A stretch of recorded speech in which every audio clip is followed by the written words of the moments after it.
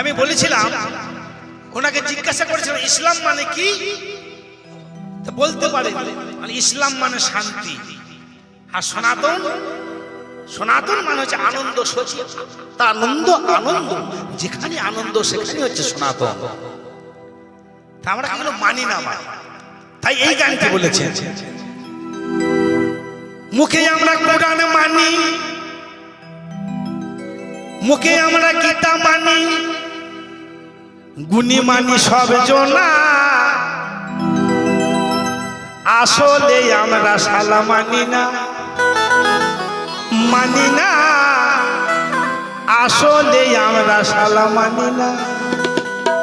মুখে আমরা কোরআন মানি, মুখে আমরা কোরআন মানি, মুখে আমরা গীতা মানি, গুণী মানি সব জনা, আসলে আমরা শালা মানি না, ও মানি না, আসলে আমরা শালা মানি না।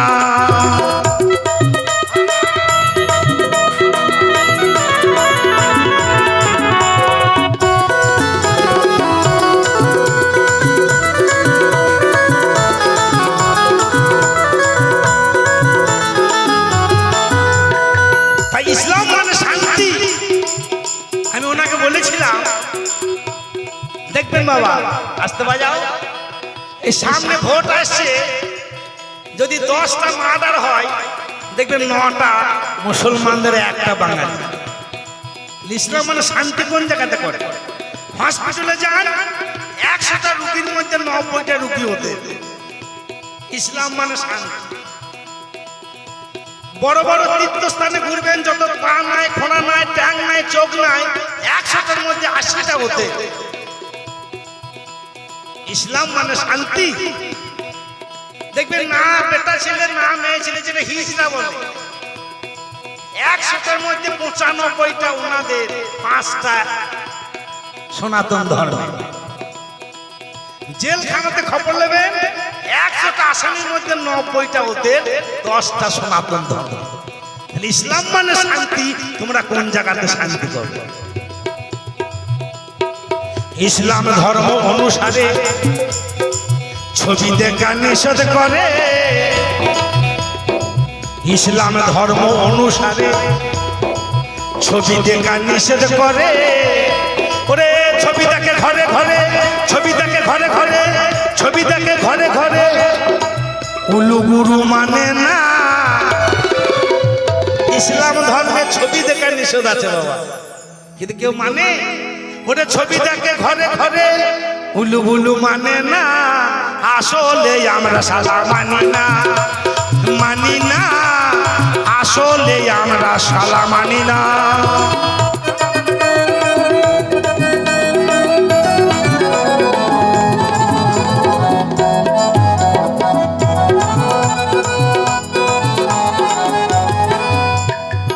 জমি বন্টনের কালে গরিব কাঙাল কাছে এলে, দেখবেন সনাতন ধর্মের যখন জমিদারি ছিল, সনাতন মানে হচ্ছে আনন্দ, সবাই যেন আনন্দে থাকে, এটা হচ্ছে সনাতন ধর্মের নিয়ম। কিন্তু জমিদারির সময় কেমন শাসন ছিল বাবা? কোন গরিব মানুষ যদি মাথা চুড়েছে তো ধৈর্য মাথাটা উঁচুলে দিয়েছে, মাথা চুড়েছে। জমিতে দেওয়ার কথা, সে তো দূরে যায়, জমি যা ছিল কেড়ে নিয়েছে মা। সনাতন ধর্ম হচ্ছে আনন্দ। একজনা দুঃখে থাকলে সেটা আনন্দ বলে না। জমি বন্টনের কালে গরিব কাঙাল কাছে এলে, জমি বন্টনের কালে গরিব কাঙাল কাছে এলে, কিছু কিছু দিতে বলে, কিছু কিছু দিতে বলে, কিছু কিছু দিতে বলে, তা কোনোদিন দিলাম না, আসলে আমরা শালা মানি না, ওরে মানি না, আসলে আমরা শালা মানি না।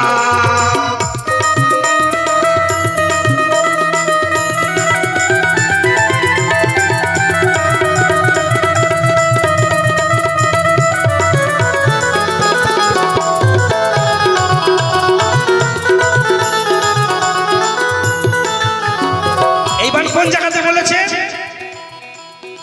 দারোগা পুলিশ আইনের ঘরে ঘুষের টাকা চিন্তা করে, আজকে ন্যায্য বিচার আছে বাবা? যে আজকের ঘটনাতে একটা মেয়েকে নৃশংসভাবে হত্যা করলো, তার আজ পর্যন্ত বিচার নাই। এই বাংলাদেশে একটা ছেলে কি নাম দীপু দাস, সে প্রশাসনের কাছে গিয়েছিল, আমাকে রক্ষা করো, আমাকে বাঁচাও, বাঁচায় না।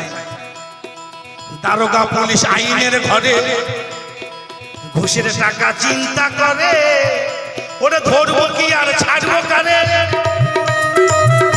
ওরে ধরবো কি আর ছাড়বো কারে, টাকাতে বিবেচনা, আসলে আমরা শালা মানি না, ওরে মানি না, আসলে আমরা শালা মানি না।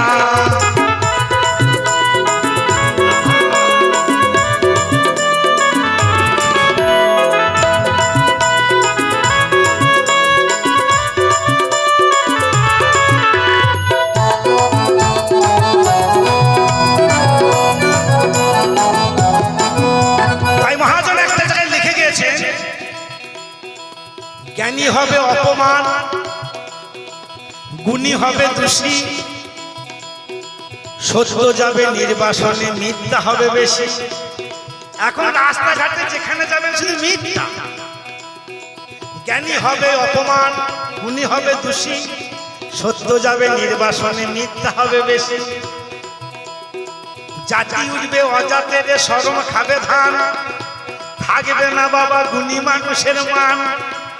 গুণী মানুষ চুপসি যাবে অজ্ঞানীর কাছে, এই কথাগুলো বিদ্যমানেরা সত্যি বলে গেছে। দেখবেন একটা গুণী মানুষকে সম্মান দেবে না বাবা। একটা বিয়ে পাস করা ছেলেকে সই করতে পারে না, সেই ছেলে দাবড়ে, হ্যাঁ তুমি যা, তুমি কি বোঝো, কি বলে দেবে। ভাই মহাজন বললেন, ধর্ম গেছে রসাতলে, চলছে মোরা গায়ের বলে, ধর্ম গেছে রসাতলে, চলছে মোরা গায়ের বলে। মাতাল রাজাকে কেঁদে বলে, মাতাল রাজা কেঁদে বলে, যে কেউ মানুষ জাগে না, আসলে আমরা শালা মানি না, আসলে আমরা শালা মানি না। মুখে আমরা কোরআন মানি, মুখে আমরা গীতা মানি, গুণী মানি সব জনা, আসলে আমরা শালা মানি না, ওরে মানি না, আসলে আমরা শালা মানি না।